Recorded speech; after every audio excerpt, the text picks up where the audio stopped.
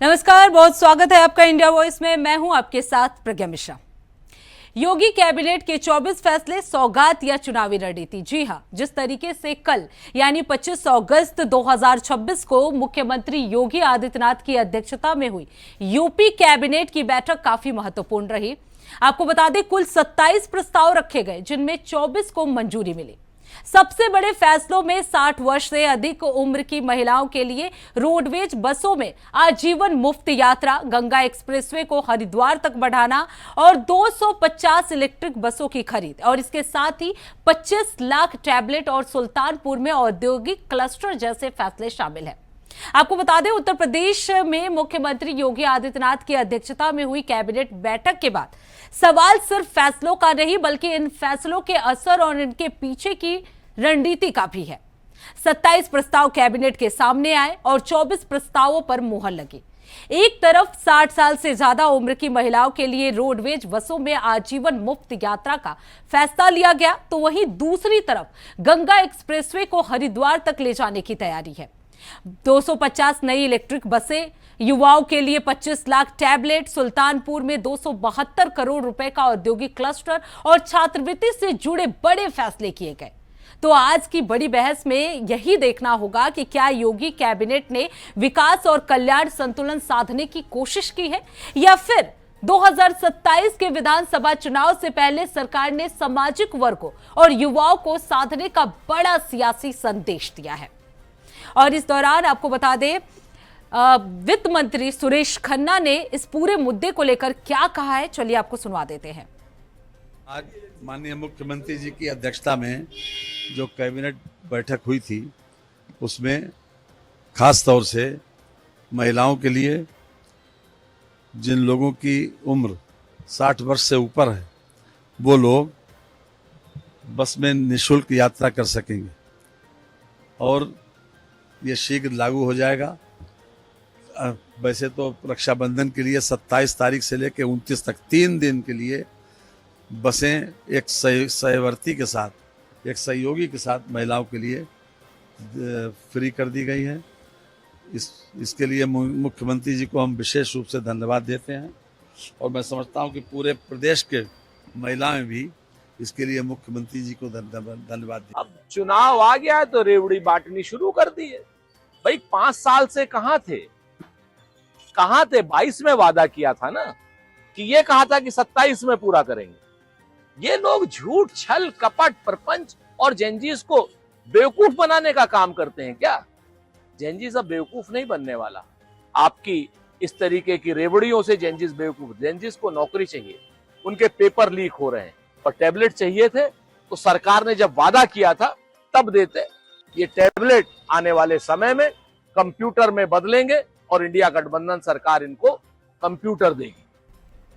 तो आपने देखा, कहां एक तरफ जो बीजेपी है वो इस पूरे फैसले को बढ़ चढ़कर बता रही है, वहीं कांग्रेस के प्रवक्ता जो है उसके खिलाफ साफ साफ बोलते हुए नजर आ रही है। इसके साथ ही आपको बता दें, योगी कैबिनेट की कल बैठक हुई, वहीं अगले दिन यानी आज अखिलेश यादव ने महिलाओं को लेकर बड़ा ऐलान कर दिया है। अखिलेश यादव ने स्त्री सम्मान समृद्धि योजना का ऐलान करते हुए कहा कि समाजवादी पार्टी की सरकार बनी तो हर महिला को सालाना 40,000 रुपए दिए जाएंगे।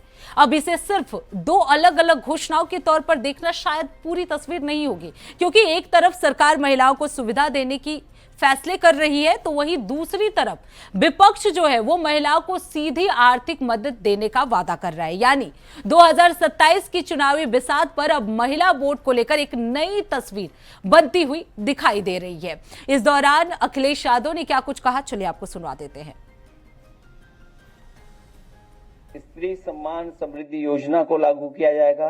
सम्मान समृद्धि योजना, बल्कि जो असुरक्षा की भावना है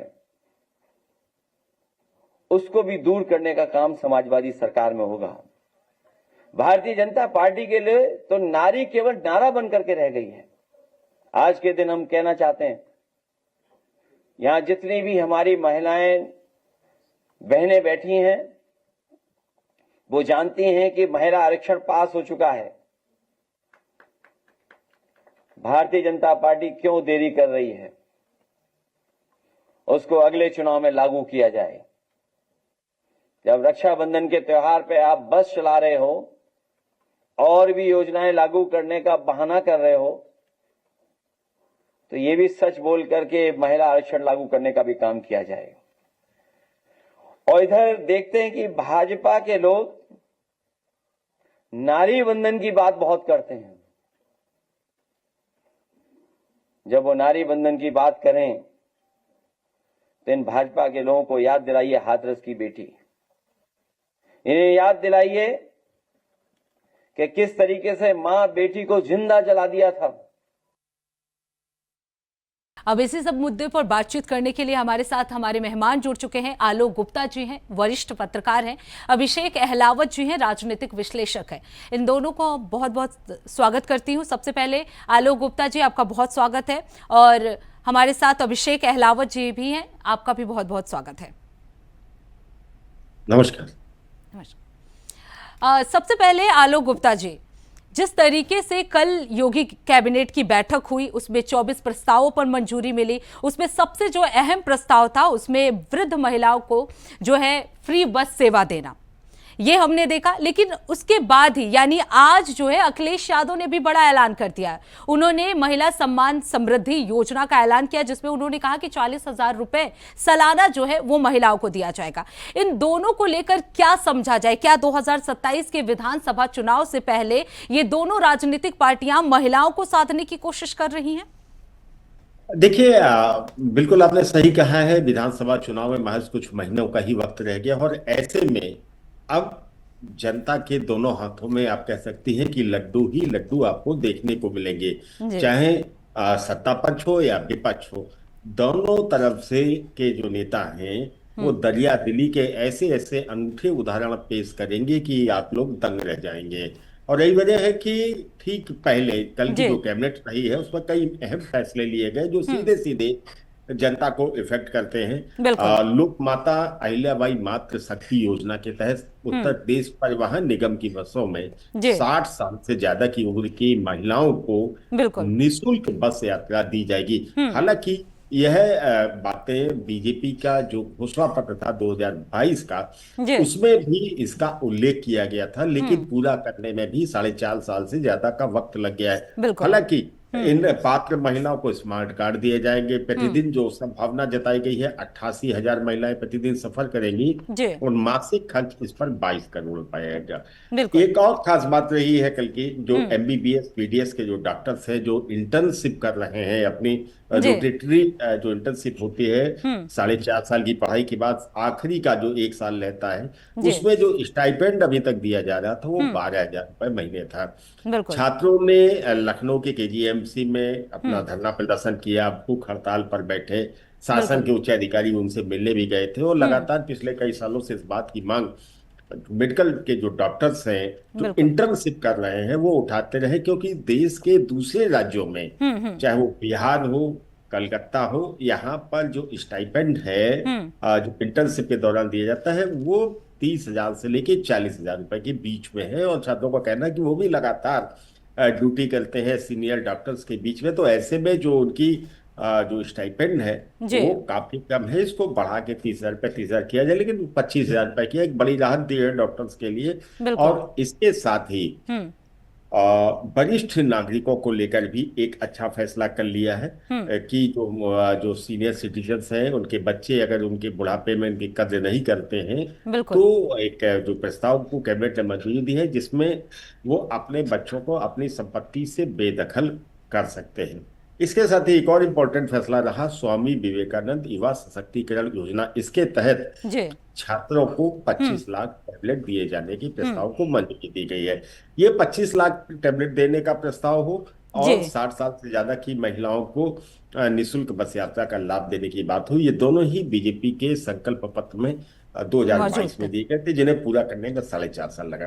अब बात अगर आज की करते हैं तो आज मैनपुरी से सांसद डिम्पल यादव और सपा प्रमुख अखिलेश यादव दोनों ने एक ज्वाइंट प्रेस कॉन्फ्रेंस की और इस बात का ऐलान किया कि स्त्री सम्मान निधि योजना के तहत अगर समाजवादी पार्टी की सरकार प्रदेश में बनती है तो 40,000 रुपए की सालाना की पेंशन ऐसी सभी महिलाओं को दी जाएगी। बिल्कुल। अब सवाल ये है कि ये दो चीजें हो गई हैं सपा और बीजेपी के बीच में, बीजेपी सत्ता में, सपा विपक्ष में। बिल्कुल। इसमें जो तीसरा जो भूमिका भी निकल कर आई है वो कांग्रेस की है।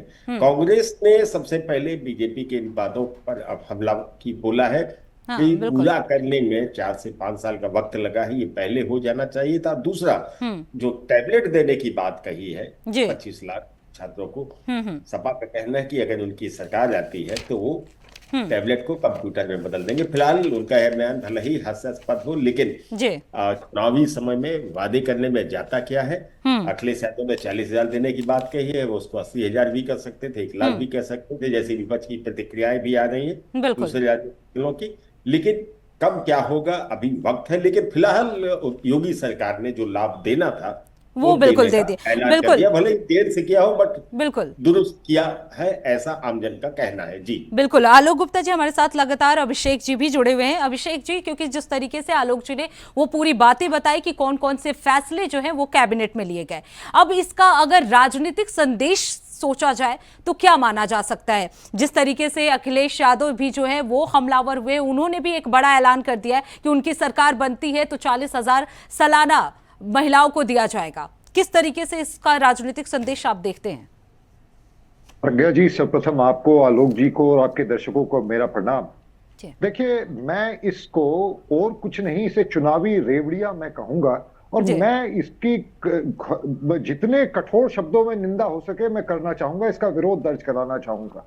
अगर कोई पार्टी इस तरह की फ्री की चीजें देना चाहती है तो वो अपने पार्टी फंड से दे। जो जनता इसके लिए पैसे इकट्ठा करके कर देती है, जो करदाता है, उसके लिए क्या किया जा रहा है? इस देश का, प्रदेश का जो युवा है उसे रोजगार की आवश्यकता है। जेनजी के विषय में लोग बात करते हैं, परंतु हकीकत यह है कि रोजगार, केवल सरकारी रोजगार की बात नहीं कर रहा हूं मैं चाहता हूं कि व्यापार बढ़े, मैन्युफैक्चरिंग बढ़े। और अखिलेश यादव जी जिस तरह की बातें कर रहे हैं कि हम 40,000 रुपए सालाना महिलाओं को देंगे, तो इनकी खुद की संपत्ति इतनी ज्यादा है, ये चुनाव के बाद का क्यों इंतजार कर रहे हैं? अपनी संपदा में से कुछ हिस्सा अपनी ही पार्टी के लोगों को दे, महिलाओं को देना शुरू कर दें। हम तब माने ना। आम जनता के धन का इसे मैं दुरुपयोग कहूंगा। ये घोर फिस्कल डेफिसिट में प्रदेश की इकोनॉमी को लेके जाएगा।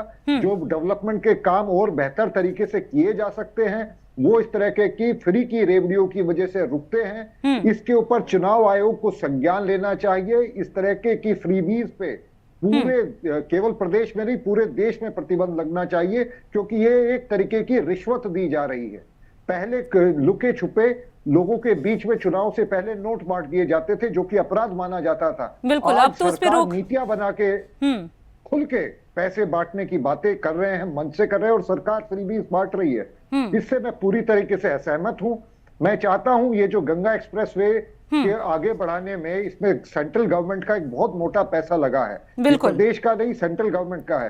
इस प्रोजेक्ट को पास करने में इतनी देरी क्यों की गई? ये जो आरटीआर जो दिल्ली से मेरठ को जोड़ रहा है, इसके लिए सेंट्रल से पैसा पास हो गया था हरिद्वार तक के लिए। इसकी डीपीआर अब क्यों पास की गई, जब 4.5 साल खत्म हो चुके हैं? मैं जानना चाहता हूं, जब केंद्र से बहुत मोटा पैसा समग्र शिक्षा अभियान के तहत उत्तर प्रदेश के पास तिजोरी में पड़ा है, पिछले 4.5 साल से उस पैसे का 10% भी शिक्षकों तक डिस्पर्स नहीं किया गया। हमारा प्रदेश गन्ने का सबसे प्रमुख उत्पादक है पूरे देश में। एथनॉल की फैक्ट्रीज यहाँ पे लग चुकी हैं, चीनी की कीमतें बढ़ गई हैं। मैं जानना चाहता हूं कि गन्ना किसान को बोनस की घोषणा क्यों नहीं की गई? जब फैक्ट्री मालिक पैसे कमा रहा है, जब एथनॉल से सरकार पैसा कमा रही है, उस कर से सरकार बड़ा राजस्व ले रही है, तो किसान की क्या गलती है? उसको बोनस की घोषणाएं सरकार क्यों नहीं कर रही? मेरी शिकायत बस इस समय सरकार से यह है, और दुर्भाग्य यह है कि विपक्ष सही मामलों पे सरकार को घेरने में नाकाम साबित हो रहा है। बिल्कुल बिल्कुल, क्योंकि जिस तरीके से कैबिनेट का फैसला आया उसके बाद खुद अखिलेश यादव भी इसी तरह के ऐलान जो है वो कर रहे हैं। आलोक गुप्ता जी, बिल्कुल जिस तरीके से इन्होंने बोला कि जो मुफ्त सेवाएं हैं वो दी जा रही हैं, मुफ्त बस की सेवाएं, इस पे क्या लगता है कि ये आर्थिक बोझ जो है वो बढ़ने वाला है सरकार पर? निश्चित तौर पर देखिए, मैंने आपको बताया है कि जो फ्री बस की सुविधा मिलेगी प्रदेश की महिलाओं को, उसका मासिक खर्च 22 करोड़ रुपए है और जी। सालाना खर्च आप मान के चलिए लगभग 300 करोड़ के आसपास ये बैठेगा। और इसके बिल्कुल। साथ ही ये जो उन्होंने 25 लाख टैबलेट देने की बात कही है, ये ये भी काफी महत्वपूर्ण है, क्योंकि ये बच्चों को आज से 4 साल पहले मिल जाना चाहिए था। आज इस बात का कैबिनेट ने अनुमोदन किया है, फिर प्रस्ताव वित्त से जाएगा, पैसे की मंजूरी होगी और तब तक प्रदेश जो है चुनाव में चला जाएगा। महिलाओं को जरूर छूट का लाभ मिल जाएगा, डॉक्टरों को तुरंत, जो इंटर डॉक्टर है उनको इस योजना का लाभ मिल जाएगा।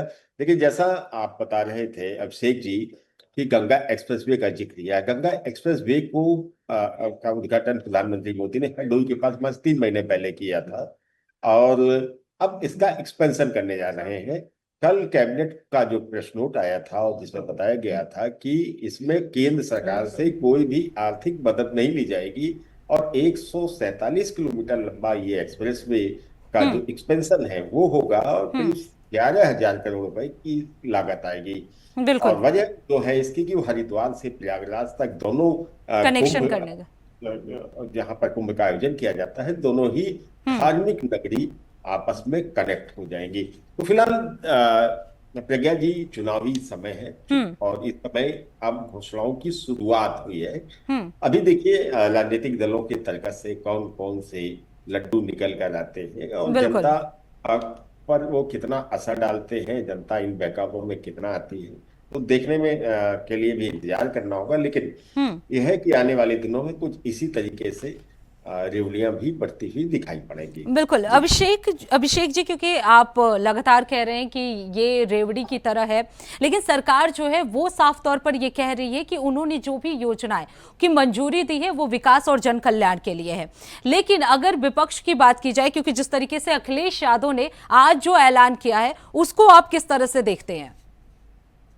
देखिए, अखिलेश यादव जी के बयान की तो मैं पूरी तरीके से विरोध करता हूं। जो सरकार दे रही है उससे भी गलत है वो जिस तरीके की बात कह रहे हैं। 40,000 रुपए इस प्रदेश की अर्थव्यवस्था की इतनी हैसियत नहीं है कि वो इस प्रदेश की इतनी बड़ी महिला एक वोट बैंक है, महिलाओं की जो संख्या है उनको 40,000 रुपए सालाना देना ये कहीं से कहीं तक भी संभव नहीं है। ये केवल एक ऐसा वादा है, जैसा आलोक जी ने कहा कि कहने में क्या हर्ज है, चुनाव जीते तो देख लेंगे, नहीं जीते तो कहने में क्या हर्ज है। ये ऐसे लड्डू हैं कि इनको खाने के बाद अगर कोई इनको खा ले और इन पे विश्वास करके अगर वोटिंग कर देगा तो डायबिटीज का शिकार भी जरूर होगा, क्योंकि उसके बाद वो सरकार वो पूरे तो करेगी नहीं, यद्यपि उसके बजाय सरकार के ऊपर जो बोझ बढ़ेंगे और जिस तरीके का भ्रष्टाचार बढ़ेगा वो देखने लायक होगा। देखिए, मेरे को इससे नाराजगी नहीं है कि ये महिलाओं को, 60 साल से ऊपर की महिलाओं को ये दे रहे हैं, मेरी इससे नाराजगी नहीं है। मेरी नाराजगी ये है कि क्या हमारे प्रदेश की सड़कें इस लायक हैं कि महिलाएं उन बसों में जो जर्जर हालत में हैं उनमें ट्रेवल भी कर सके। नेशनल हाईवेज को आप छोड़ दीजिए, स्टेट हाईवेज की हालत इतनी खराब है जो कि बयान करने में नाकाम है हम जैसे लोग। और एक भ्रष्टाचार ने इस तरीके से ग्रिप कर ली है पूरे प्रदेश को। अभी सीडब्ल्यूजी की रिपोर्ट आई है खनन के ऊपर। खनन, ये बीजेपी गवर्नमेंट अपने आप को पाक साफ बताती है, खनन के ऊपर इतना बड़ा घोटाला हमारे कंट्रोलर जो ऑडिटर जनरल ने दिया है उसके ऊपर विपक्ष भी चर्चा करने के लिए तैयार नहीं है, क्योंकि कहीं ना कहीं ऐसा लगता है कि इस हमाम में सभी नंगे हैं या इसमें सभी लोग इन्वॉल्व हैं। और ये असली मुद्दा है जिसको पत्रकार भाइयों को और हम जैसे जागरूक लोगों को जनता के दरबार तक पहुंचाने की आवश्यकता है। सरकार को वहां घेरना होगा जहां सरकार वाकई में गलती कर रही है। बिल्कुल बिल्कुल। क्योंकि हमारे पास थोड़ा समय की कमी है तो मैं आप लोगों से बस एक मिनट बोलना चाहूंगी। सबसे पहले आलोक जी, आपसे, क्या मुफ्त बस यात्रा जन कल्याण या चुनावी मास्टर स्ट्रोक, इन दोनों को कैसे देखेंगे आप? बिल्कुल, देखिए, ये काफी समय से मैंने बताया कि बीजेपी का जो संकल्प पत्र 2022 में आया था उसमें भी इस चीज का उल्लेख था, लेकिन पूरा करते हुए 4.5 साल से ज्यादा का वक्त इसमें लग गया है। तो निश्चित तौर पर हर स्टेट में सरकारें चुनाव के समय और चुनाव से पहले भी इस तरीके के वादे करती आई हैं और लोगों को सीधे तौर पर लाभ पहुंचता है। जैसा अभिषेक जी कह रहे थे कि चुनाव से पहले रुपए बांटने की बात उन्होंने जिक्र किया था, पहले ऐसा होता था, लेकिन अब कहीं ना कहीं चुनाव आयोग को भी इन सारी चीजों के जो लोक लुभावन वादे कम से कम सत्ता पक्ष की ओर से किए जाते हैं या फिर विपक्ष की ओर से किए जाते हैं, तो इस तरीके का कोई पैरामीटर और डेवलप करना होगा कि चुनाव से 1 साल पहले 2 साल पहले इस तरीके के लोक लुभावन वादे नहीं किए जाएंगे। हालांकि राजनीतिक दल जो सत्ता में है वो इसको स्वीकार करना उनके लिए बड़ा कठिन होगा, लेकिन कोई ना कोई ऐसी व्यवस्था रहनी चाहिए ताकि चुनाव पर इम्पैक्ट पड़े। बिल्कुल, यानी माना जा सकता है कि चुनावी मास्टर स्ट्रोक है ये जो भी फैसले लिए गए। अभिषेक जी, 25 लाख का टैबलेट जो है वो युवा सशक्तिकरण है या सिर्फ आंकड़ों की राजनीति? देखिए, बेशक इससे युवाओं को फायदा होगा, टेक्निक उन तक पहुंचेगी, युवा उससे आज जुड़ेगा तो कुछ ना कुछ बेहतरी युवा की होगी जरूर। परंतु ये चुनावी वर्ष में क्यों, मेरा सवाल केवल सरकार से है। अगर इनको युवाओं के लिए सब करना था तो शुरुआत से, जब से सरकार आई थी 5 साल में जो इसका बेनिफिट मिलता प्रदेश को, युवाओं को और इस गवर्नमेंट को भी, शायद वो इनके लिए ज्यादा बेहतर हो। बिल्कुल, बहुत बहुत धन्यवाद आलोक गुप्ता जी और अभिषेक अहलावल जी, आप दोनों का बहुत बहुत धन्यवाद हमारे साथ इस बहस में जुड़ने के लिए। तो तस्वीर साफ है, सरकार के फैसलों में महिला कल्याण, युवा इंफ्रास्ट्रक्चर, रोजगार पर फोकस दिखाई देता है, लेकिन सवाल यही है कि क्या ये फैसले यूपी के विकास की नई दिशा या 2027 की चुनावी रणनीति तय कर पाएगी? क्योंकि असली परीक्षाओं का नहीं, घोषणाओं का नहीं है, बल्कि जमीन पर उनके असर की होगी। फैसला जनता करेगी। अब सवाल यह है कि इन फैसलों का फायदा कितनी जल्दी और कितनी ईमानदारी से आम जनता तक पहुंचता है, क्योंकि जनता घोषणाएं नहीं, बदलाव महसूस करना चाहती है। और इसी सवाल और इसी उम्मीद के साथ आज के लिए बस इतना ही। देश दुनिया की तमाम बड़ी खबरों के लिए देखते रहिए इंडिया वॉइस।